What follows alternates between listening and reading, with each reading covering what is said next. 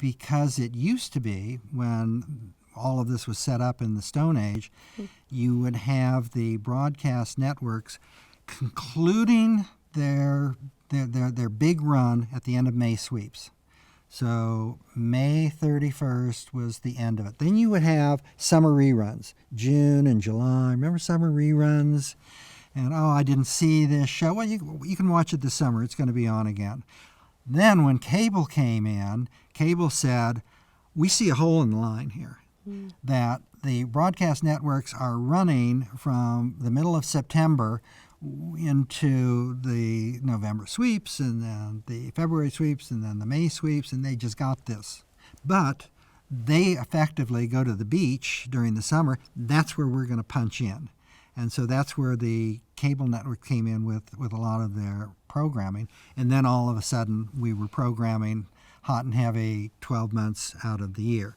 The original Academy, this Academy's date for the awards was in September because it was on the Sunday night before the beginning of the fall season.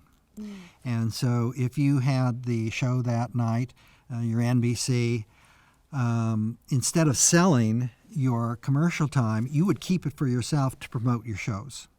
And so it was kind of the opportunity to look back on the prior year, recognize the programming, but then to really set up and to promote what was coming for the fall. Do you think it still works, or do you think that should change?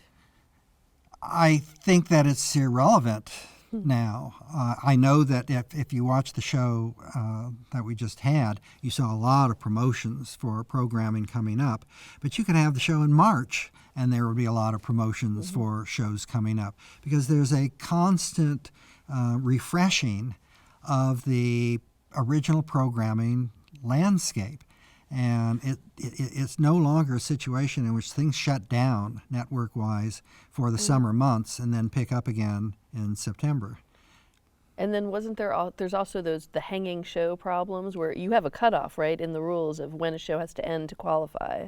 And I think, was it The Sopranos or Mad Men or some huge show was just after? So it was the final season of The Sopranos. And for one reason or another, HBO decided to program the final 2 episodes after the May 31st cutoff.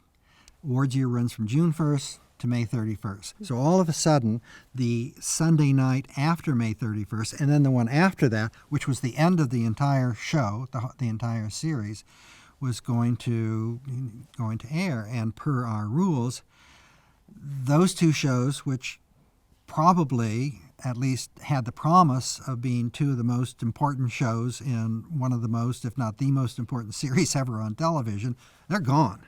And they weren't going to be included in the prior year. And because they were orphaned out there, they weren't going to be included in the following year. So Chris Albrecht, who was running HBO at that time, called me up and he said, look, we've made a really serious error.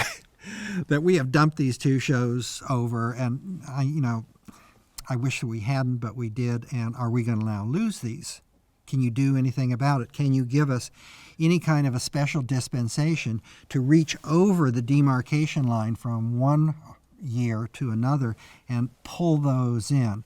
That was the beginning of the hanging episodes, which have been a major headache for the Academy and definitely the awards department ever since. But at the same time, you have a production and a release schedule which no longer fits the old paradigm of we ended on May 31st and we started up again in the middle of September. When you go all the way around the year, and then you have a cutoff internal to that, then it gets messy.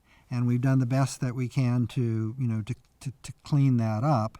But no matter where you would put your awards year, beginning and end, you're going to get it. Yeah, and that your HBO was accommodated. They were able to include that We in did. the FYCs. Yep, it came in. Yeah. Although I don't think a lot of the American public felt that the last episode of The Sopranos was the last 10 seconds of the last episode of The Sopranos was worth all that much. Did you like it? Yeah, I thought it was fine. It made total sense to me.